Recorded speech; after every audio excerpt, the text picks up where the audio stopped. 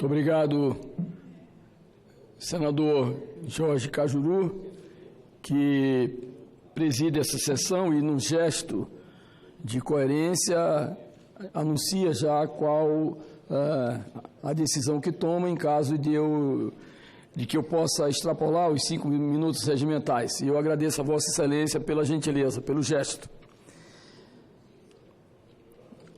Eu gostaria que todos os brasileiros, todos os telespectadores, todos aqueles que nos ouvem pela Rádio Senado, que nos acompanham pela internet e agora, nesse momento, nos veem pela televisão, fizessem apenas poucos minutos de silêncio onde estejam e acompanhassem esse breve pronunciamento que eu acho que é importante, muito importante, para a fé católica e para que nós possamos recuperar perdas que, na verdade, nos deixam extremamente preocupados com a situação atual da nossa Igreja Católica. Mas,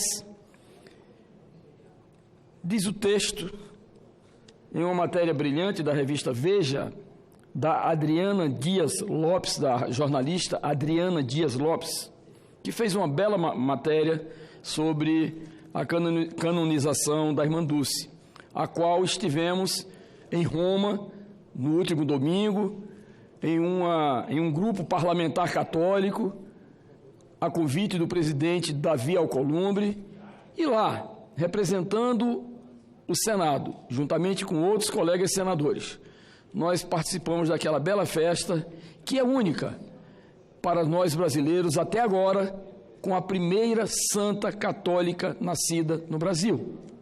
E diz a matéria: Beatíssimo Pai, a Santa Mãe Igreja pede a vossa santidade que inscreva a Beata Dulce Pontes no catálogo dos santos e, como tal, seja venerada por todos os fiéis cristãos.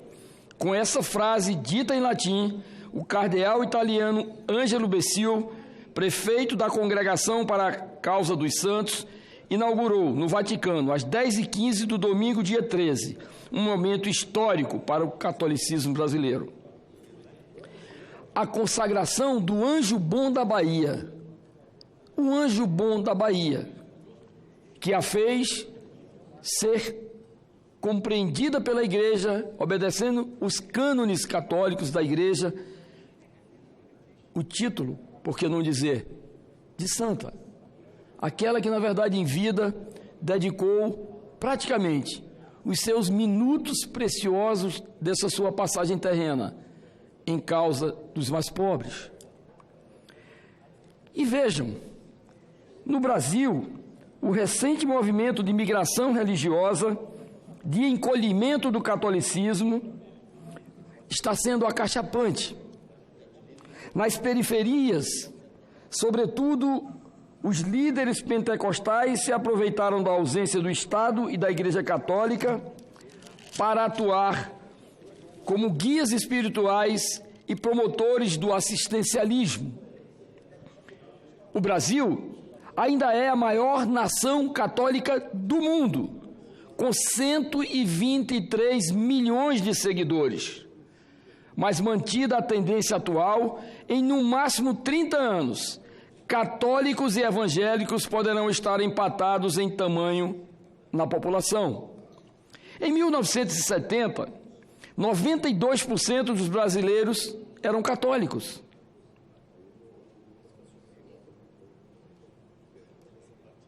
Hoje, são 64%.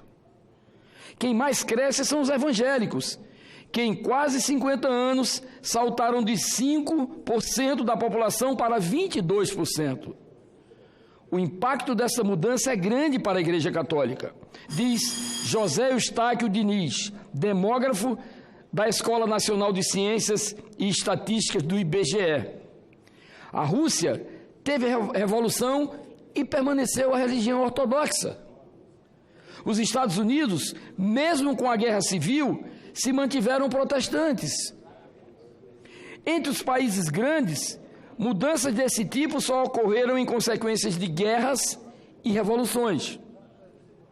No Brasil, a revolução é silenciosa. Santa Dulce dos Pobres pode vir a ser o imã da recuperação católica. Santa Dulce dos Pobres pode ser o imã da recuperação católica, repito. E sua inspiradora trajetória tem força inigualável, capaz de reunir num só personagem humildade e perseverança, delicadeza e aspereza. Em nome dos pobres e dos doentes, a mulher de 1,42 m era uma gigante. Criou um dos maiores complexos de saúde do Brasil, o Hospital Santo Antônio, em Salvador, que hoje faz 3,5 milhões de procedimentos ambulatoriais por ano, gratuitamente. Ela atraía atenção, carinho e dinheiro de políticos e empresários, como Antônio Carlos Magalhães e Norberto Odebrecht. Nascida numa família de classe média, filha de dentista e professor, tinha uma afeição espantosa pelos miseráveis. Certa vez, foi alimentar um morador de rua. Na primeira colherada, ele cuspiu a comida na cara da religiosa. Dulce reagiu. A primeira colher era para mim mesmo. Agora come você. Invadiu casas para abrigar gente que morava nas ruas. Foi afastada de sua congregação, a das Irmãs Missionárias da Imaculada Conceição, da Mãe de Deus, em razão de suas atividades que não seguiam regras tradicionais. Portanto, o próprio reconhecimento da Igreja Católica, a própria necessidade de se solidificar a fé e, acima de tudo, num processo histórico desde o descobrimento, o fortalecimento da Igreja Católica hoje, ele tem, na verdade, a sua grande referência na Irmã Dulce dos Pobres, canonizada no último domingo em Roma. Portanto, senhor presidente, não poderia deixar de fazer esse registro.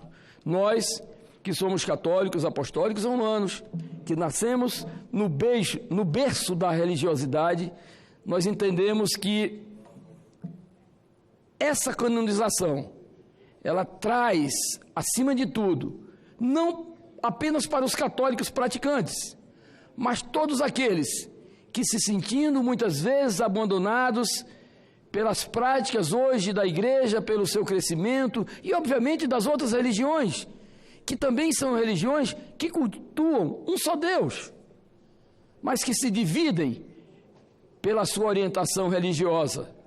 Nós, claro que elogiamos também a igreja evangélica, claro que nós elogiamos as demais religiões, mas nós queremos realmente que esse divisor de águas, que agora se estabelece com a canonização, com a santificação da nossa Irmã Dulce dos Pobres, possa dar à Igreja Católica um novo rumo no seu crescimento no nosso país.